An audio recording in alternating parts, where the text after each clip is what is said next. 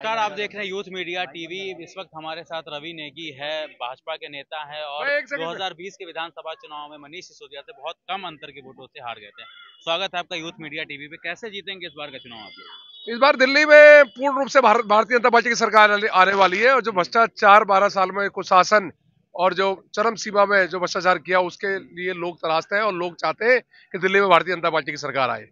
एक तरफ अरविंद केजरीवाल ये कहते हैं कि दिल्ली का शिक्षा मॉडल है, दिल्ली का स्वास्थ्य हमने अच्छा कर दिया और भाजपा केवल हिंदू मुसलमान कर दिया। दिल्ली का अगर शिक्षा मॉडल अच्छा था तो इनका डिप्टी सीएम शिक्षा मंत्री क्यों 3,000 वोट से जीता? आप बताइए। जब शिक्षा इनके चेहरे पे चुनाव लड़ा जा रहा था 2000 मेरे से 2020 का चुनाव जो शिक्षा मॉडल पे लड़ा जा रहा था, दिल्ली के स्वास्थ्य मॉडल पे लड़ा जा रहा था और दिल्ली का डिप्टी सीएम रगड़ रगड़ के जीत रहा है और बड़ी मुश्किल से जीत रहा है। 3,000 वोट से मात्र जीता और उसके बाद यहाँ से भाग गया क्योंकि उसको डर था कि इस बार हार जाएंगे। अगर इन्होंने काम किया होता तो दिल्ली का डिप्टी सीएम सीट नहीं छोड़ता। आप सोचिए, जो कोई व्यक्ति अपनी सीट छोड़ के अगर दूसरी सीट में जा रहा है तो उसका मतलब उसने कोई काम नहीं किया। दिल्ली की जनता जान चुकी है, इनका सिर्फ शराब की दलाली का ही, जगह जगह शराब के ठेके खोले और कुछ नहीं। वो ये कह रहे हैं कि हमारे हाथ में कुछ नहीं है ना, आधा तो एलजी के पास है पावर। अगर आपके हाथ में कुछ नहीं है तो फिर क्यों लिख रहे हैं आप फिर केजरीवाल? आप फिर केजरीवाल क्यों लाए केजरीवाल जी को? जब आपको एलजी साहब काम करने देते ही नहीं है, मोदी जी आपको काम करने देंगे ही नहीं, तो आपको क्यों लाए? हम लाए नहीं डबल इंजन की सरकार, केंद्र में मोदी, दिल्ली में बीजेपी। डबल इंजन हिंदू मुसलमान का आरोप लगाते हैं काफी।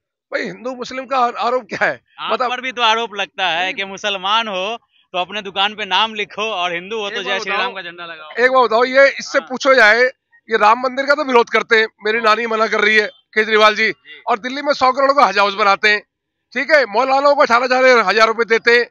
अगर अगर मैं हिंदू की बात करी हूँ तो मैं हिंदू मुस्लिम हो गया, ये मुसलमान मुसलमान करे तो कुछ नहीं है। पुजारियों को दे रहे हैं ना 18,000। कहाँ देते हो भाई? 12 साल से कहाँ सो गए थे आप? आप मुसलमानों के परिवार को पाल रहे थे, मुस्लिमों के मौलानाओं को। कहाँ सो गए थे आप? तब आपको ध्यान क्यों नहीं आया पुजारियों के पेट? आज चुनाव आ गया तब आपको ध्यान आ गया पुजारी भी है इस देश में। इस देश में हिंदू भी है। 100 करोड़ का हज हाउस बनाते हो दिल्ली में खुलेआम और मंदिर का विरोध करते हो। तो ये जनता जानती है और मैं हिंदू हूँ और हिंदू होने के नाते मेरा फर्ज है अपने सनातन धर्म का बढ़ावा करना। दुकान पर आप कहते हैं नाम लिखने के लिए लिखना पड़ेगा भाई। जब तो आप दोयम दर्जे का नागरिक बना रहे हो ना आप कहीं ना कहीं मुसलमानों को। यार एक बार बताओ, हाँ, आप लिख रहे हैं गढ़वाल पनीर ठीक है। और आपका नाम है अखलाक। आप भाई, आपका नाम अखलाक है तो अखलाक पनीर लिखिए ना। आप कैसे नाम धर्म छुपा के आप काम कर रहे हैं भाई? सिप्ला के मालिक मुसलमान है तो वो अपने नाम से तो नहीं बेचते हैं दवाई। भाई सिपला नहीं बेचते, पर जो दुकान है, ओपन दुकान है, जो पनीर की दुकान है, जलेबी की दुकान, इसकी जरूरत क्यों पड़ गई? भाई क्यों नहीं पड़ेगी? मैं बता, लोगों के व्रत होते हैं, लोग आस्था को मानते हैं और व्रतों में लोग जब पनीर लेने जाते हैं, आजकल देख रहे हैं आप थूक जिहाद और पेशाब जिहाद, लव जिहाद, ये कहां से उत्पन्न हो रहे हैं? ये कहीं ना कहीं यहीं से उत्पन्न हो रहे हैं। इसलिए जनता को डर है, जनता चाहती है कि कोई सामग्री बेचे तो कम से कम अपना नाम जरूर लिखे। हमारी मर्जी हम ले ना ले, पर कम से कम वहां नाम जरूर लिखे ले किस किस धर्म का है। जनता का आरोप है, जनता चाहती है भाई हम जनता के चुने में पड़। जनता ने आपको आके बोला था बिल्कुल, आज जब लगी ये फिर पूरे देश में होना चाहिए। फिर उत्तर प्रदेश में हुआ तो सुप्रीम कोर्ट ने बिल्कुल सुप्रीम रोक लगा दी। देखो, सुप्रीम कोर्ट का हम सम्मान करते हैं, पर मैंने फिर कहा, हम यहाँ से जीत के आए निगम पार्षद, जनता हमारे पास आती है, जनता हमें बताती है कि हमें कहीं ना कहीं हमारे धर्म के प्रति हमें ठेस पहुंचती है। जब हम पनीर का पेमेंट करते हैं तो किसी मुस्लिम का नाम आता है। कर हमसे कम से कम हमें पता तो हो किस धर्म का विसरा। हमारी मर्जी है, हम ले लें। हमारे व्रत होते हैं, 9 व्रत रखते हैं और ये लोग मुस्लिम लोग ज्यादातर मीट के हाथ से दूध दे रहे हैं, पनीर दे रहे हैं, पर व्रतों में कैसे हिंदू सहन करेगा कि वो मीट के हाथ से जूस पिए? आप नाम लिखिए ना, आपका जो नाम है। आप कौन मना कर रहा है आपको?